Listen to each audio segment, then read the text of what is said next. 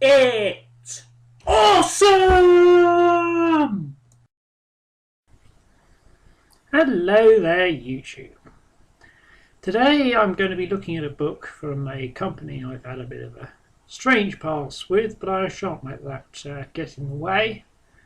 The book is by White Wolf Publishing. Yes, I know.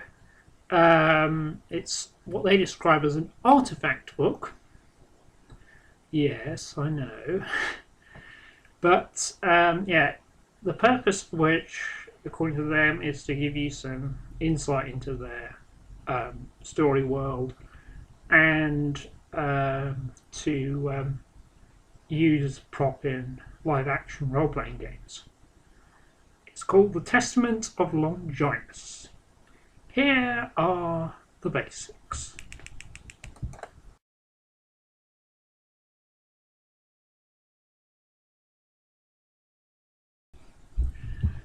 The World of Darkness is White Wolf's iconic little modern horror game with a kind of a gothy, angsty twist that is much mocked, including by myself, particularly in the way that a lot of the source material takes itself way too seriously, and that when, on the occasion that we get a good writer come in who takes the piss a little, they don't tend to last long. Haywood. Anyway, there are two versions of the World of Darkness continuity. The old, as in the super-powered vampires run everything, the world's doomed, oh my god, sort of world. And the new world, which is a bit more subdued but no less silly. This book firmly falls in the new world with Vampire the Requiem, and is a book for supporting those who are playing characters in the Vampire Covenant of the Lancaea Sanctum, or the Vampire Church. And not only that, but also the Invictus, who have a lot of connection with the Lancaea, and their enemies, the Circle of the Crone and the Order Dracul. I have played a Lancaea character in the past, Harry Vaughan. He didn't end up so well because he was a liberal Lancaea, and so the rest of the Lancaea hated him, and those outside the Lancaea he was trying to appease thought he was a wuss and just walked all over him. Well, to be fair, he was a wuss, but that's another story entirely. So, yeah, essentially the context you need for this book is that there has been since... in parallel to the rise of Christianity, there has been a rise of a religion among vampires called the Lancaea Sanctum, or Lancaea Sanctum, to use the corrected version from Requiem for Rome, because the chap I mentioned earlier, Wood Ingram, is a stickler for correct Latin grammar, and he added the A.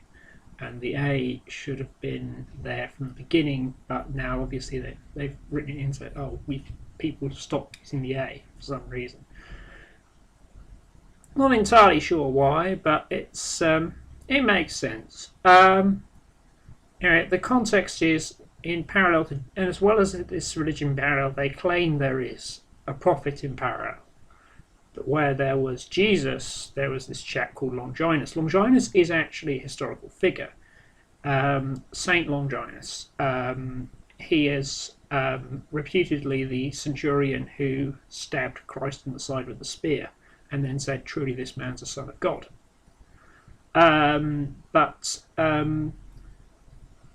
we don't really know that much about him, and that's where this sort of conspiracy-based sort of role-playing game can jump in and make shit up. In the New World of Darkness, he's a vampire.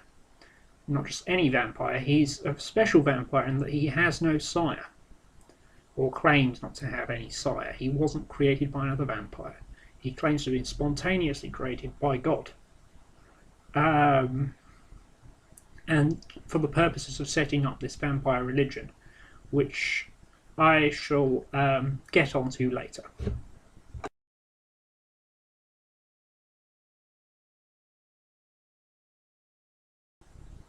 the story, so much as there can be a story in a kind of a supposed religious book, is very interesting and very well constructed, I think. I think the best way of summing it up is actually a sort of an oft-repeated quote from the text, which is, "For he was the son of a virgin, I was the son of a whore." The whole thing is set up as a kind of, he is the dark, Longinus is the dark mirror of Christ. He has 12 disciples, and they're not really disciples so much as fellow rabble rousers. And he's got no knowledge of the sort of the Jewish God at all. He's a Roman. He generally gets up to no good.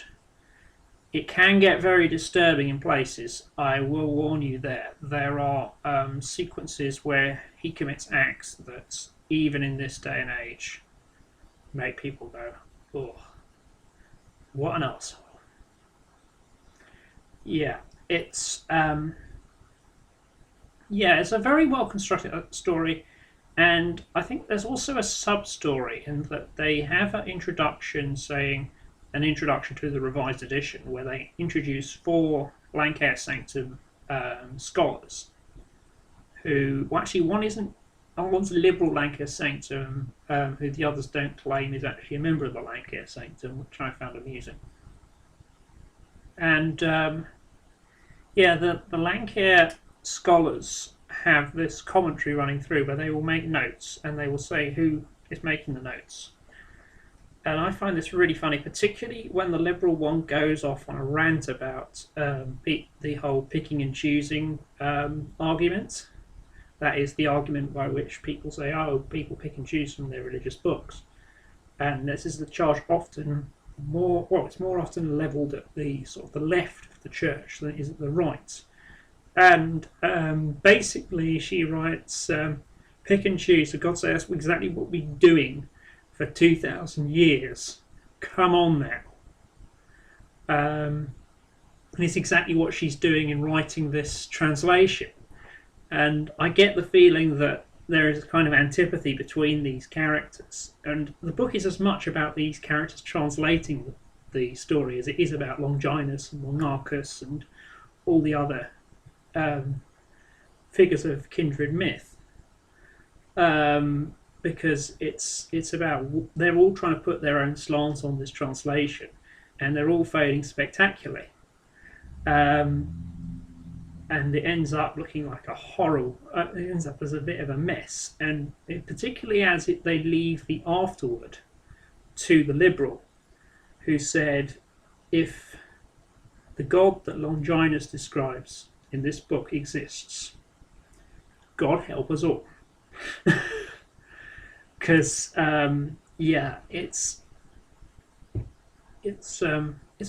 it's very well constructed story wise. As I said, the parallels are very well marked. The reference to historical events is a bit hit and miss, but then again, so is the Bibles. So overall, the Testament sort of passes muster as a kind of a pseudo occulty book, and it really works well.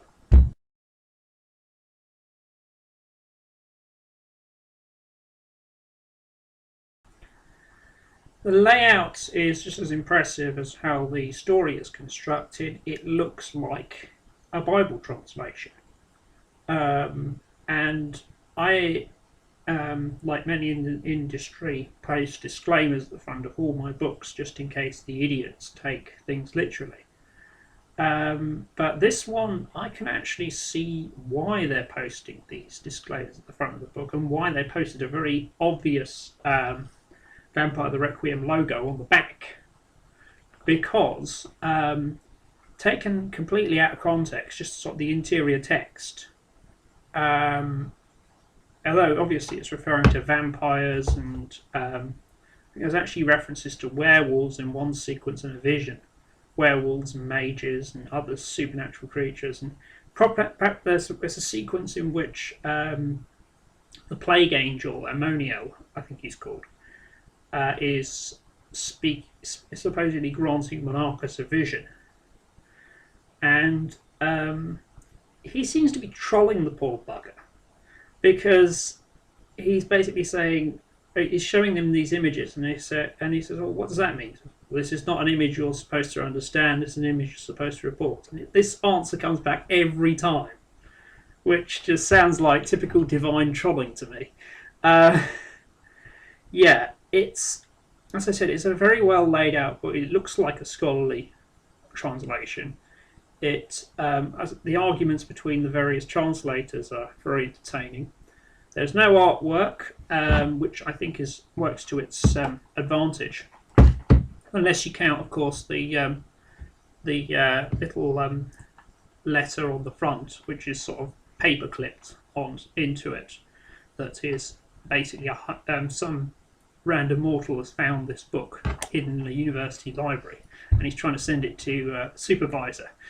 And knowing the new world of darkness as I do, that supervisor is probably the pawn of a vampire. Probably not a vampire himself, but there you go. So yeah, the layout is very impressive. It looks like a sort of a picture text, and as I said, this is the first time ever that the idiot disclaimer has actually been semi-necessary. Because I know that the whole culture of putting disclaimers on the front is all from the satanic panic of Dungeons and Dragons. But this one needs its disclaimer because of the way it's constructed and the way it's presented. You could, if you just say got the PDF and printed out the little some of the interior, and you sort of left it around. I'm not recommending you do that, by the way. Left it around some library or church somewhere. As I said, I'm not recommending you do that. But yeah, it's a very well laid out book, and I've got to praise him for that.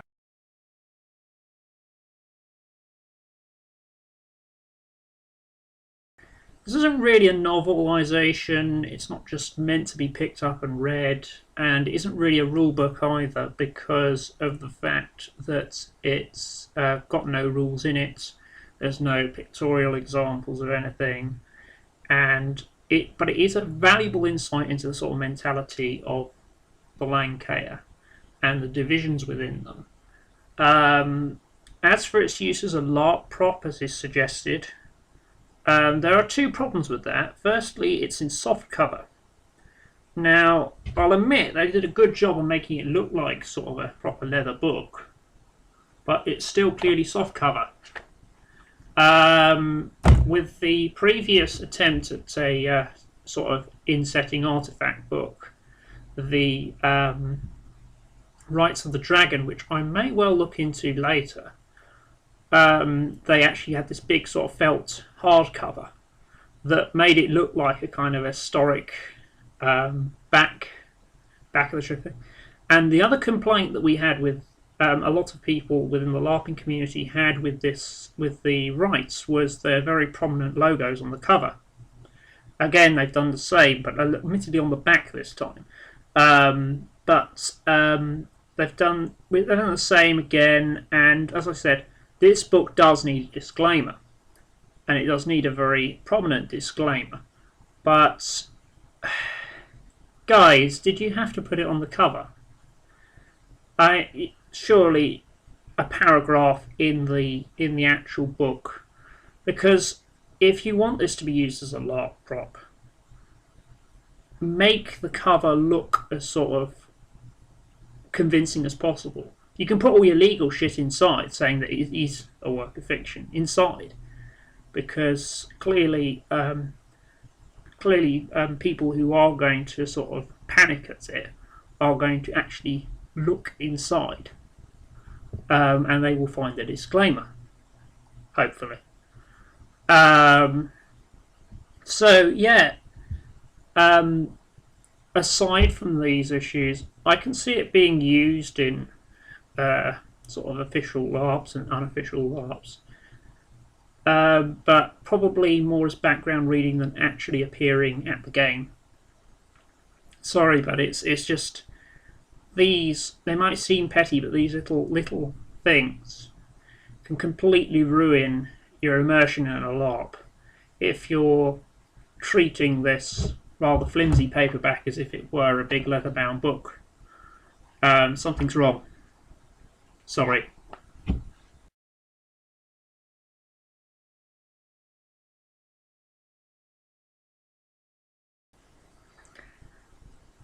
I think my gripes about its utility as a LARP prop are somewhat overshadowed by the fact that this is an awesome piece of setting lore. This is, I'd say, compulsory reading for anyone who wanted to play a Lancare character, no matter where they were on the ideological spectrum, or even if they were actually a what they're called Ibilic Lancare. That's the sort of more Muslim orientated Lancare. This is invaluable as a bit of background for the Lancare's enemies. It's useful for getting one up on them. Obviously, unlike the rights, this book is freely available, and they do spread it around, so they open themselves up for attack, which is quite amusing. But yeah, I think it really works if you want to read up on your background, if you want to sort of quoting verses at each other in a LARP. It is awesome. The sort of the utility as a LARP prop is a minor concern, because I'm sure that most LARPers are not as nitpicky as me about it being hardcover, it being the wrong, it not being hardcover, it being the wrong sort of look, and that it's made itself very clear on the cover that it is a gaming book. Do I recommend it? Hell yes. I recommend it for, as I said, any Lancare player, Lancare enemy players who want to get one up on their things. Hell, even if you're not into Vampire the Requiem, have a look at this. I know some of you sort of YouTubers who like picking arguments with people on various ideological issues. You do like your odd bit of comedy material, and quoting a bit of the Testament could be quite amusing. I'm sure I'll end up doing it sooner or later. Anyway, that's my final thoughts. It needs to really be read to be believed, just like any real life religious text.